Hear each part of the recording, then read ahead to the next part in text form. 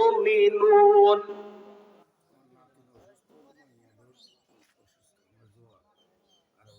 আল্লাহুম্মা আমিন। রব্বুল আলামিন আমাদের মাদ্রাসার শিক্ষক গোলাম মোস্তফা স্যার আল্লাহ দান করলেন বাবা মায়ের রুহের জন্য 1000 টাকা।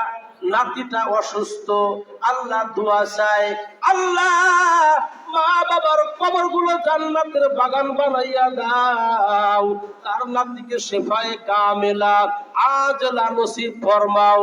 আল্লাহ মা বাবার মনের আশা পূরণ করে দাও, কামাই রুজির মধ্যে বরকত দিয়ে দাও। আল্লাহুম্মা আমিন। মাশাআল্লাহ, আমার এক বোন দান করলেন 100 টাকা। আল্লাহ কবুল করো, মঞ্জুর করো, জীবনের গুনাহ মাফ করে দাও। রাফসান আলতাফার নাতি রাফসান সরকার দান করলেন 50 টাকা, তার জন্য দোয়া করা দরকার। আল্লাহ হায়াতের ভিতরে বরকত দাও, নানা নানির মনের আশা পূরণ করে দাও, দাদার মনের আশা পূরণ করে দাও।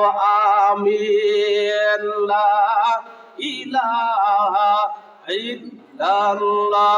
মাশাআল্লাহ, আমার ভাই আকাব ভুইয়া আল্লাহ তোমার নবীকে ভালোবেসে দান করলেন 1000 টাকা।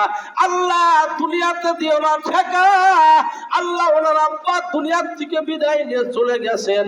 আল্লাহ আব্বার কবরটা তুমি জান্নাতের বাগান বানায়া দাও, আকাব্বার সংসারের ভিতরে বরকত দিয়ে দাও।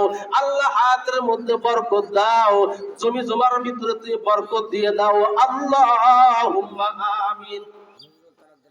নজরুল তালুকদার ছোট্ট সন্তান দিলেন, আবার 50 টাকা কবুল করো, মঞ্জুর করো, মনের আশা পূরণ করে দাও। তাবাসসুম নানার জন্য 30 টাকা। আল্লাহ কবুল করো, মঞ্জুর করো, মনের আশা পূরণ করে দাও।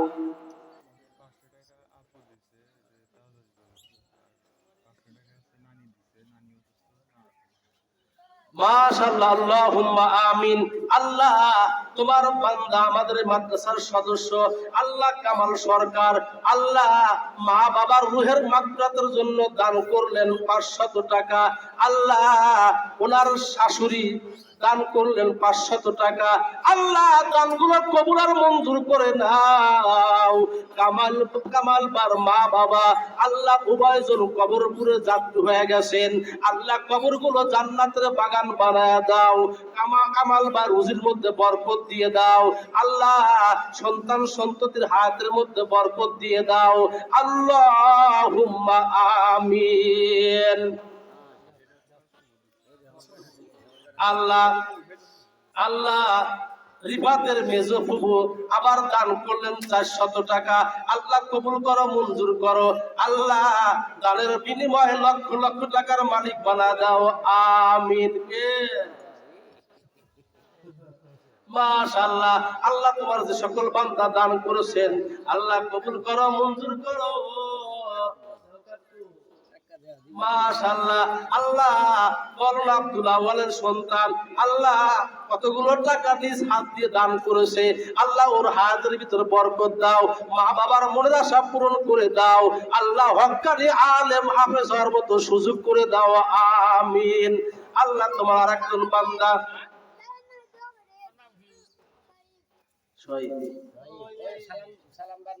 আল্লাহ সোয়াইব হাবিবার ছেলে সোয়াইব তার দাদার জন্য দোয়া চেয়েছে, জানার জন্য 100 টাকা কবুল করো, মঞ্জুর করো, জীবনের গুনাহগুলো মাফ করে দাও। আল্লাহ কামাই রুজির মধ্যে বরকত দিয়ে দাও। আল্লাহুম্মা আমিন। 7 কিসিমের লোকের তরে, 7 কিসিমের লোকের তরে খোদা মেহেরবান, আরশের ছায়ার নিচে জায়গা করবেন দান, আরশের ছায়ার নিচে জায়গা করবেন দান।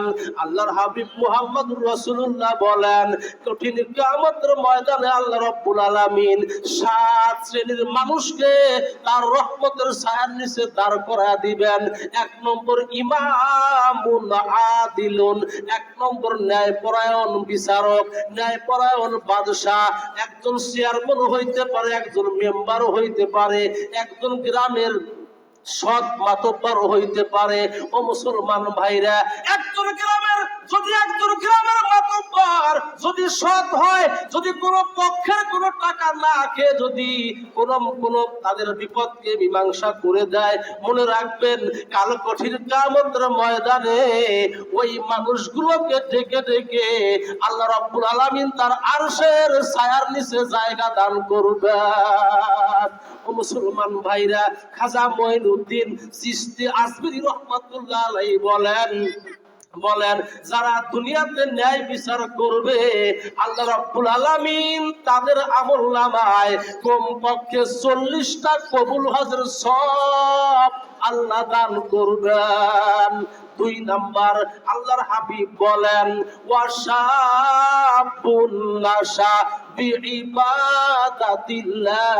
2 নম্বরে, যেই যুবক যৌবন কালে আসবে খোদার পথে, যেই যুবক যৌবন কালে আসে খোদার পথে, আল্লাহর হাবিব বলেন কিয়ামতের মাঠে ওই সমস্ত যুবক যুবতীদেরকে আল্লাহ রাব্বুল আলামিনের রহমতের ফেরেশতাগুলো ডেকে ডেকে তাদের আরশের ছায়ার নিচে জায়গা দান করবে।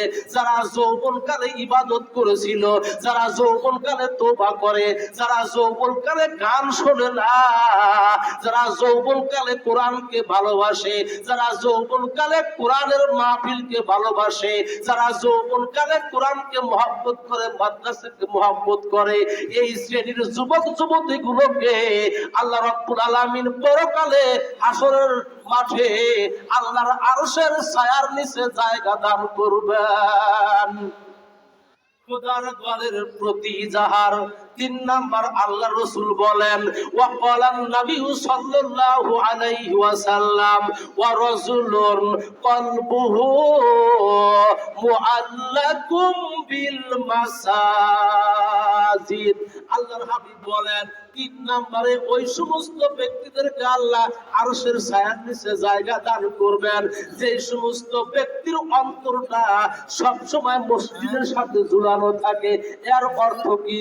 মুহাদ্দিসিনে কেরাম বলে যে সমস্ত ব্যক্তি যোহর নামাজ আদায় করেছে আবার আসর নামাজের অপেক্ষায় থাকে, আসর নামাজ আদায় করার পর যারা মাগরিবের জন্য অপেক্ষা করে, মাগরিব নামাজ আদায় করার পর যারা ইশার নামাজের প্রস্তুতি গ্রহণ করতে থাকে, এই মানুষগুলোকে কাল কঠিন কিয়ামতের ময়দানে আল্লাহ রাব্বুল আলামিন আরশে আজিমে জায়গা দান করবেন।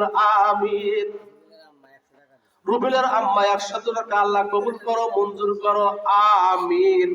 4 নাম্বার হলো ওই যুবক যেই যুবককে কোন রূপবতী নারী কুকর্মের জন্য আহ্বান করেছিল, দুনিয়ার বুকে যেই যুবক বলেছিল না ইন্নী আখাফুল্লাহ রব্বাল আলামিন, যেই যুবক ডাকতে বলে বোন রে, যদিও দুনিয়ার কোন মানুষ দেখবে না কিন্তু আমি আমার মালিক আল্লাহকে ভয় করি, আমি তোমার প্রস্তাব আমি মানতে পারবো না। আল্লাহর হাবিব বলেন তাদেরকেও আরশের ছায়ার নিচে জায়গা দান করবেন। আমিন। মুফতি ফরিদের বোনের জামাই দান করলেন শ্বশুরের জন্য 200 টাকা, আল্লাহ কবুল করো, মঞ্জুর করো, আমিন। 5 নাম্বার হলো ওই ব্যক্তি আরেকজন মা দান করলেন 30 টাকা। আর আরেক ব্যক্তি হলো ওই সমস্ত ব্যক্তি যারা ডান হাতে দান করে বাম হাতে জানে না। প্রশ্ন করতে পারেন হুজুর তাহলে কি প্রকাশ্য দান করা যাবে না? অবশ্যই দান করা যাবে। আল্লাহ রাব্বুল আলামিন সূরা বাকারার ভিতরে আল্লাহ রাব্বুল আলামিন বলেন আল্লাযীনা ইউনফিকুনা ফিস-সিররি ওয়াল আলানিয়া। আল্লাহ বলেন ওই সমস্ত ব্যক্তিরা হলো আমার পার্সোনাল বান্দা বান্দি যারা গোপনে এবং প্রকাশে আমি আল্লাহর রাস্তায় দান করে, তাদেরকেও আল্লাহ রাব্বুল আলামিন আরশে আজিমের ছায়ার নিচে জায়গা দান করবেন। আরেক শ্রেণী হলো ওয়ারাজুলুন যাকারাল্লাহু খালিয়ান ফাফাযাত আইনুহু, ওই শ্রেণীর মানুষদেরকে আল্লাহ হাসরের মাঠে আরশের ছায়ার নিচে জায়গা দান করবেন। যারা নির্জনে বসে চোখের পানি ছেড়ে ডাক দিয়ে আল্লাহকে বলে, আল্লাহ আমাকে তুমি মাফ করে দাও, এমন বান্দা বান্দিকেও কিয়ামতের মাঠে যেদিন সূর্য অর্ধ হাত উপরে উদিত হবে, ওই সময় আল্লাহর ফেরেশতারা ডেকে ডেকে আল্লাহর আরশের ছায়ার নিচে জায়গা দান করবে। আল্লাহ